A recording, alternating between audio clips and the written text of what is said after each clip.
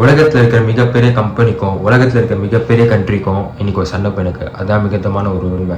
அதில் ட்விஸ்ட் என்னென்னு பார்த்தீங்கன்னா, உலகத்தில் இருக்கிற மிகப்பெரிய கம்பெனியாகவும் உலகத்தில் இருக்க மிகப்பெரிய கண்ட்ரியும் இருக்கிறது ஒரே கண்ட்ரி தான். அந்த கண்ட்ரியோட பேர் வந்து அமெரிக்கா, அந்த கம்பெனியோட பேர் வந்து ஆப்பிள்.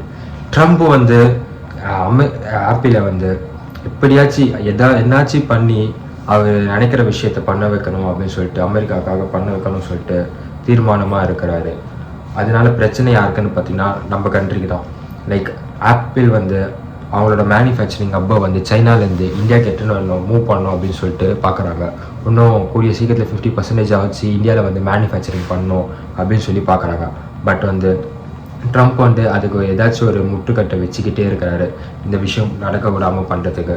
ஸோ நான் ஃபஸ்ட்டே சொன்ன மாதிரி உலகத்திலே இருக்கிற மிகப்பெரிய கண்ட்ரிக்கும் உலகத்திலே இருக்கிற மிகப்பெரிய கம்பெனிக்கும் ஒரு சண்டை, அதுவும் ஒரே கண்ட்ரியில் இருக்கிற இதுக்கு.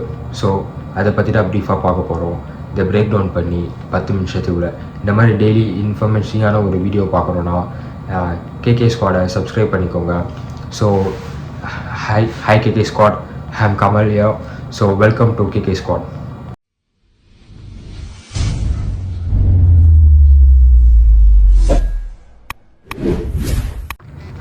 இதில் முதல் விஷயம் என்னென்னு பார்த்தீங்கன்னா, சில நிமிடங்களுக்கு முன்னாடி ட்ரம்ப் வந்து ஒரு ட்வீட் போகிறாரு. அதாவது இதில் என்னென்னு பார்த்தீங்கன்னா, ட்ரம்ப் வந்து ட்விட்டரில் ட்வீட் போட மாட்டார்.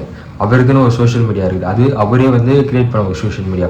அதான் என்னாச்சுன்னு பார்த்தீங்கன்னா, அதில் ஒரு பஞ்சாயத்து ஒன்று இருக்குது.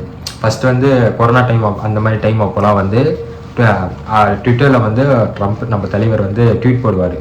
அது ட்விட்டர்காரங்க பார்த்து இவர் என்ன ரொம்ப கான்ட்ரவர்ஷியலாக பேசுகிறாரு அப்படின்னு சொல்லிட்டு அவர் பேன் பண்ணி விட்டாங்க.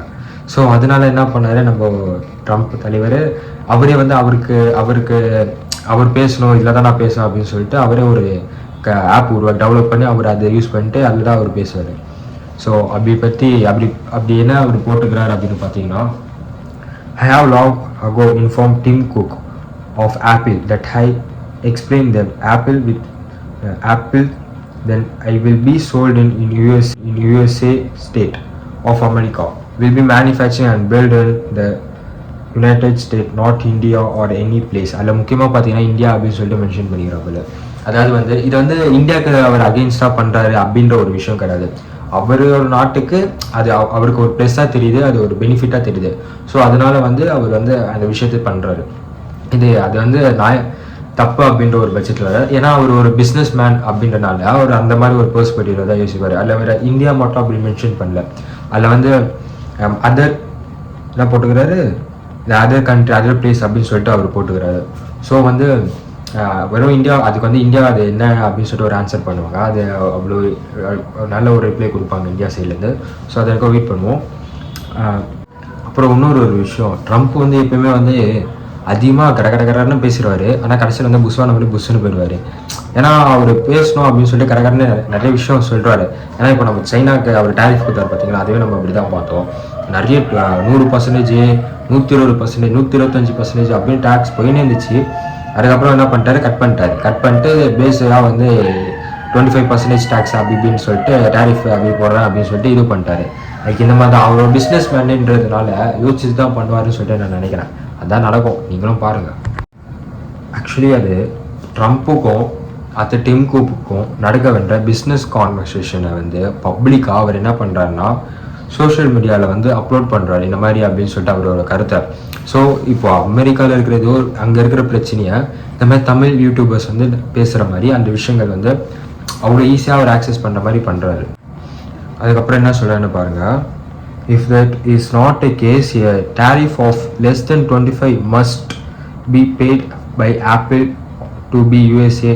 Thank you for your attention to the thing அப்படின்னு சொல்லி போட்டுக்கிறாரு. லைக் வந்து என்னன்னா, ஆக்சுவலி அமெரிக்காவில் தான் வந்து ஐஃபோன் வந்து ரொம்ப சீப்பான ஒரு திங்கு. லைக் இப்போ பார்த்தீங்கன்னா நம்ம ஃப்ரெண்ட்ஸு நம்ம ஃபேமிலி மெம்பர்ஸ்கிட்ட கூட நம்ம வந்து ஐஃபோன் வாங்கணும்னா இந்தியாவில் வாங்குறதோட யூஎஸில் வாங்கிட்டு வாடா இல்லை துபாயில் வாங்கிட்டு வா அப்படின்னு சொல்லுவாங்க. ஏன்னு பார்த்தீங்கன்னா ஐஃபோன் வந்து அங்கே சீப்பாக கிடைக்கும் யூஎஸ் அந்த மாதிரி ஒரு இடத்துல. பேசிக்காக மோஸ்ட் ஆஃப் பீப்புள் வந்து ஐஃபோன்ஸ் அந்த மாதிரி தான் யூஸ் பண்ணுவாங்க. அந்த ஊர் காசுக்கு வந்து அது ஒரு 1 lakh ப்ரோ வேரியண்ட்டு ஒரு 1 lakh அந்த பட்ஜெட்டில் கச்சிரும். லைக் இப்போ என்ன சொல்கிறாருன்னு பார்த்தீங்கன்னா, அமெரிக்காலேயே வந்து மேனுஃபேக்சரிங் பண்ணணுமா. அமெரிக்காவில் மேனுஃபேக்சரிங் பண்ணுறதுனால என்ன பிரச்சனை அப்படின்னு நீங்கள் கேட்டிங்கன்னா, அமெரிக்கா வந்து ஒரு டெவலப்டு கண்ட்ரி. அந்த டெவலப் கண்ட்ரியில் வந்து நிறைய ரூல்ஸ் இருக்குது, நிறைய விஷயங்கள் இருக்குது. அது ஆல்ரெடி ரொம்ப டெவலப்டான கண்ட்ரி. காஸ்ட் ஆஃப் லிவிங்கும் ரொம்ப அதிகம். இவ்வளோ மணி நேரம் தான் ஒர்க் பண்ணணும் அப்படின்னு சொல்லிட்டு நிறைய ரெஸ்ட்ரிக்ஷன்ஸ் இருக்குது. ஸோ இப்போ அங்கே ஒர்க் பண்ணுற எம்ப்ளாயீஸ்லாம் வந்து கொஞ்ச நேரம் தான் ஒர்க் பண்ணுவாங்க. லைக் ஒரு 8 hours அந்த மாதிரி ஒர்க் பண்ணுறாங்கன்னு வச்சுக்கோங்களேன். ஆனால் அவங்க கொடுக்க வேண்டிய சம்பளம் வந்து அதிகமாக இருக்கும். அதுவும் டாலர்ஸில் இருக்கும். அதுவும் நீங்கள் இப்போ சைனா, இந்தியா அந்த மாதிரி கண்ட்ரிலாம் பார்த்தீங்கன்னா அவங்களுக்காக வந்து ருப்பீஸு அவங்க அந்த மாதிரிலாம் நம்ம கொடுக்க சொல்லப்போ டாலரோட கம்பேர் பண்ண சொல்லப்போ அது கம்மியாக வரும். அவர்லி பே இருந்தால் கூட சரி, வாட் எவர் த திங்ஸ் அதோட டாலரோட கம்பேர் பண்ணி பே பண்ணுறதோட இதில் வந்து ரொம்ப கம்மியாக இருக்கும். ஸோ அதனால் வந்து அந்த கண்ட்ரி அந்த கம்பெனிஸ்க்குலாம் வந்து ரொம்ப பெரிய பிரச்சனையாக இருக்காது. காஸ்ட் கட்டிங்கும் கரெக்டாக இருக்கும். அதே மாதிரி வந்து நம்ம ரொம்ப கம்மி சம்பளத்துக்கே வந்து வேலை செய்வோம். ஏன் நம்ம கம்மி சம்பளத்துக்கு வேலை செய்கிறோன்னா நம்ம காஸ்ட் ஆஃப் லிவிங் ரொம்ப கம்மி. இப்போ அமெரிக்காவில் வந்து ஒரு கூல்ட்ரிங்க்ஸ் வந்து ஒரு $1 நீங்கள் வாங்குறீங்கன்னா அதே இந்தியாவில் வந்து நீங்கள் ஒரு 50 சென்ட்டு வாங்கிடலாம். லைக் $1 வந்து இன்னும் நம்ம இந்தியன் மதிப்புக்கு ஒரு 80 ரூபாய் 90 ரூபாய் கிட்ட இருக்கா. ஸோ அந்த அளவுக்கு வந்து அங்கே காஸ்ட் ஆஃப் இது இருக்கும். எக்ஸ்பென்ஸு லிவிங் எல்லாமே அங்கே அதிகமாக இருக்கும், நம்ம இந்தியாவில் கம்மி. ஸோ இதில் வந்து 25% வந்து அவர் வந்து டேரிஃப் போட்டார்னு வச்சுக்கோங்களேன். அப்போ நினச்சிப்பாங்க, அமெரிக்காவில் மேனுஃபேக்சரிங் பண்ணணுன்னா அது ரொம்ப காசு அதிகமாகும். லைக் ChatGPT நான் சும்மா போட்டேன்.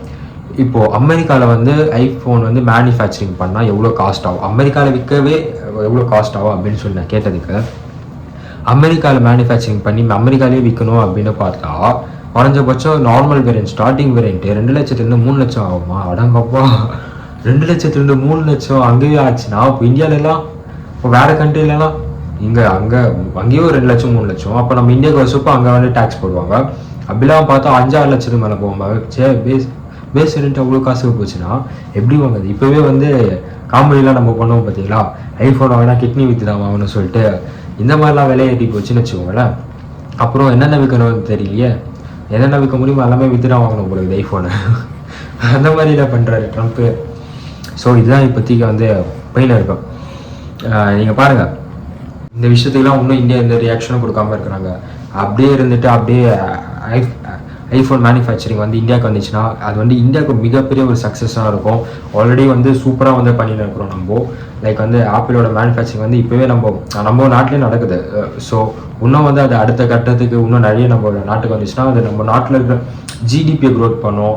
ஸோ லைக் வந்து ஐஃபோன் மேனுஃபேக்சரிங்கிறது வந்து ஒரு நார்மலான பேஸிக்கான ஒரு ஒர்க் கிடையாது. அது ஒரு டெக்னிக்கல் ஒர்க். இப்போது ஐஃபோன் மேனுஃபேக்சரிங் பண்ணுறாங்கன்னு வச்சுக்கோங்களேன், அதில் வந்து எப்படி அசம்பிள் பண்ணோம், என்ன பார்ட்ஸ் வந்து இது பண்ணோம் அப்படின்னு சொல்லிட்டு நிறைய டிவிஷன் இருக்கும் அந்த வேலையிலேயே. அப்படி நிறைய விஷயம் இருக்கும். அதெல்லாம் ஒரு எம்ப்ளாயி நாலேஜபிளாக ஆகிட்டாருன்னு வச்சுக்கோங்களேன். நாளைக்கு வேறு ஒரு கம்பெனியில் வந்து ஏதோ ஒரு மேனுஃபேக்சரிங் பண்ணோம் அப்படின்னு டெக்னிக்கலாக தேவைப்படுது அப்படின்னு சொல்லப்போ நம்ம பீப்புள் வந்து அங்கே ஆல்ரெடி நாலேஜபிளாக இருக்கிறாங்க.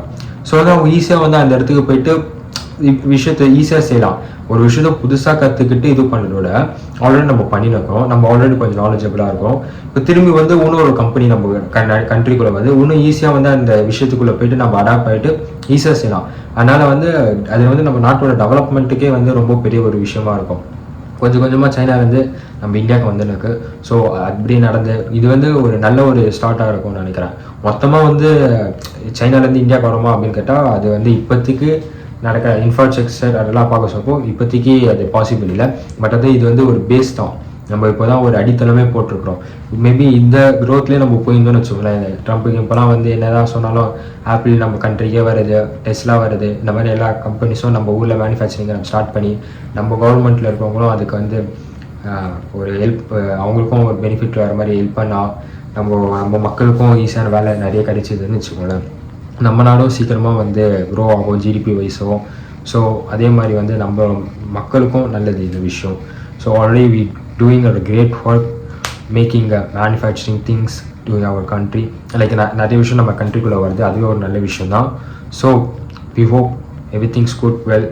ஸோ இந்த வீடியோ உங்களுக்கு பிடிச்சிருந்ததுன்னா இல்லை இதுக்கே இன்னும் இந்த மாதிரி நிறைய கண்டென்ட் நீங்கள் பார்க்கணும் அப்படின்னா என்னோடய சேனலை சப்ஸ்கிரைப் பண்ணிக்கோங்க. டெய்லி ஒரு அப்டேட்ஸோட உங்களை நான் பார்க்க வரேன்.